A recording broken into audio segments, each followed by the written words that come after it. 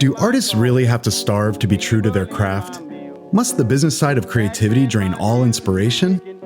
No, it does not. 5 minutes on creative entrepreneurship can help you master the business side of creativity, reap greater rewards from your talent, and enjoy your work to the fullest. I'm so glad trouble don't last always. Growing a business is one of life's greatest challenges. It's not for the faint-hearted. There are millions of people with business training who have failed to accomplish this dream.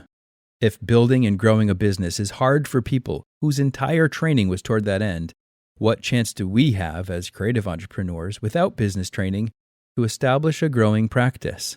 And if we do happen to succeed despite our lack of training, will the demands of running a business take us away from the actual creative work we love, leaving it to be done by others?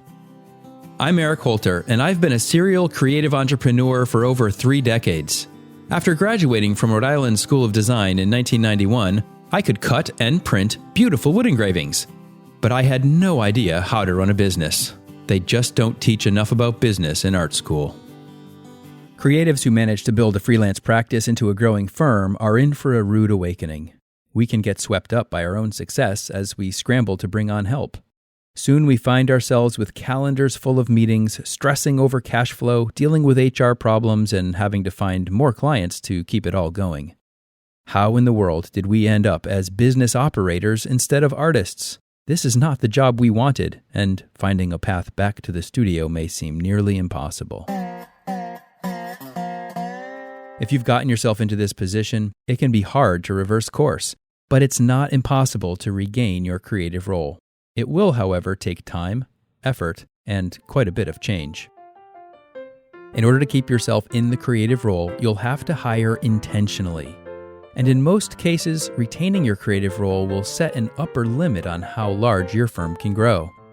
Generally speaking, that limit is usually well under 10 employees, 4 to 6 being optimal. Companies larger than that can't afford to have an owner that's preoccupied in the studio. As the owner of a growing business who wants to keep your creative role, you'll need to hire a few other creatives to help you maintain adequate capacity. But it's not enough to simply find talent. In addition to talent, for another creative to thrive in a small firm where the owner is also engaged in creative productivity, your employees will need to engage in direct client communication and exercise personal organization. That's because the client-facing role, typically filled by a dedicated account manager in a larger firm, will be filled cooperatively by your entire team. Not every talented creative thrives in that kind of environment. In fact, some are really bad at taking criticism and can become defensive about their work when reviewing it with clients. So if you want to stay in the creative role, you're going to need a team of other creatives that have the ability to listen well and hold back their reactions as they work directly with clients. Additionally, your team will need to rely heavily on project management systems to stay organized. Managing time and following procedures is important for the smooth operation of any business, but all the more when the client-facing role is shared. But many creatives find systems and procedures antithetical to their creative process. So your target employee will have to have some unique skills and rare temperaments if they're going to thrive in your firm. Team account management does have some liabilities. For example, there will be a strong inclination to over-service clients and underestimate pricing.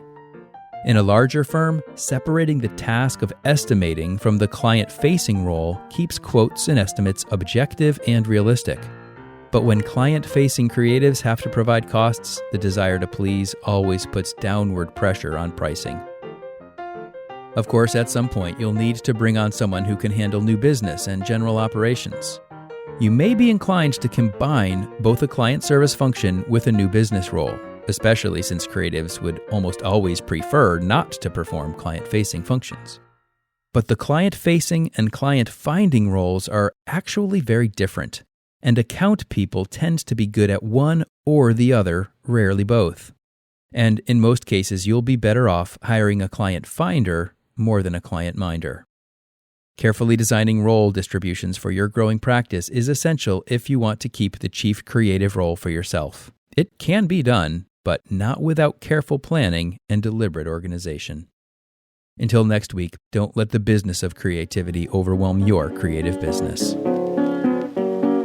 5 Minutes on Creative Entrepreneurship is a podcast by Eric Holter, mentor to creative entrepreneurs.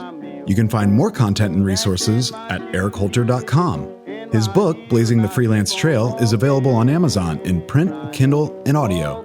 If this podcast is helpful to you, be sure to share it with your colleagues, and ratings and reviews are always appreciated. I'm so glad trouble don't last.